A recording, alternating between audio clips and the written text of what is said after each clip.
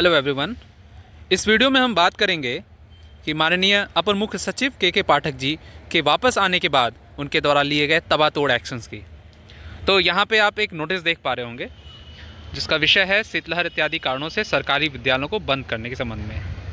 तो ये 19 जनवरी को जैसा आपको पता है कि के पाठक जी वापस अपनी छुट्टी से लौटे और उसके अगले दिन ही यानी 20 जनवरी को उन्होंने ये जो पत्र है सभी विभागों में भेजा। तो क्या है इस पत्र में? महाशय, पिछले दिनों सर्दी शीतलहर के चलते विभिन्न प्रमंडलों के विभिन्न जिलों में भांति भांति के आदेश जिला प्रशासन द्वारा निर्गत किए गए।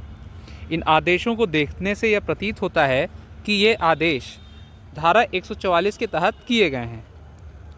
उल्लेखनीय है कि धारा 144 के तहत विद्यालय बंद किया जाना एक गंभीर और वैधानिक मामला बन जाता है, क्योंकि इसके तहत हम कानून की धारा 144 सीआरपीसी को इन्वोक करते हैं यानी कि इस कानून का अनुपालन कराते हैं।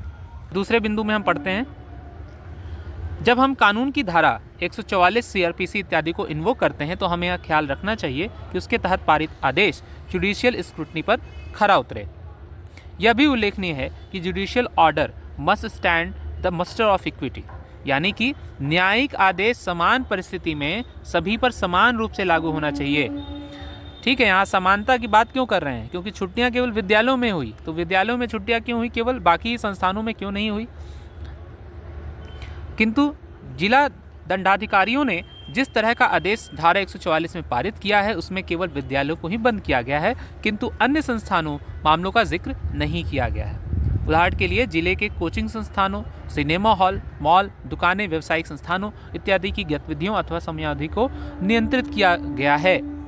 तो इस पत्र से आप इसका जो गंभीरता है, इस पत्र की गंभीरता को समझ सकते हैं कि किस तरह से एग्रेसिव मोड में फिर से आपको दिखाई दे रहे हैं। अभी आगे पढ़ते हैं कुछ बिंदुओं को हम। ऐसी स्थिति में संबंधित जिला प्रशासन से पूछा जा सकता है कि कैसी सर्दी शीतलहर है जो केवल विद्यालयों में ही गिरती है और कोचिंग संस्थाओं में नहीं गिरती है। उल्लेखनीय है कि इन कोचिंग संस्थाओं, ट्यूशन क्लासेस में हमारे विद्यालय के बच्चे कक्षा 4 से लेकर कक्षा 12 तक पढ़ने जाते हैं। अतः जिला प्रशासन को सुझाव दिया जाए कि जब वे सर्दी शीतलहर के चलते कोई आदेश निकालते हैं तो पूरे जिले पर समान रूप से लागू किया जाना चाहिए। जिस प्रकार का आदेश निकालते समय कृपया एकरूपता और समरूपता को ध्यान में रखा जाए।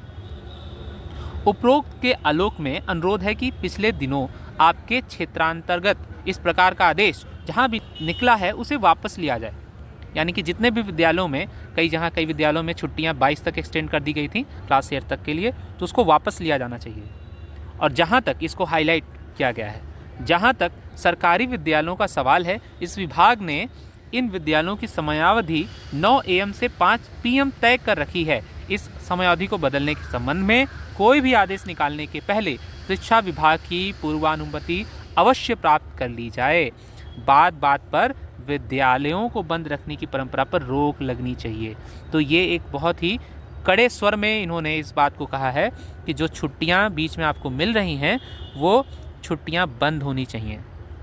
तो आशा करते हैं कि के पाठक जी इतनी ही तन्मयता से आप जो है जिस तरह से इन्होंने इस पत्र के माध्यम से छुट्टियों पर रोक लगाने की बात की है, इसी प्रकार से जो TRE 2 का प्रोसेस है अभी कंप्लीट नहीं हुआ है उसको पूरा करने की कृपा करें। चलिए, और भी कई नोटिसेस हैं उसको भी हम लोग अगले वीडियो में देखेंगे। इस वीडियो में इतना ही। धन्यवाद।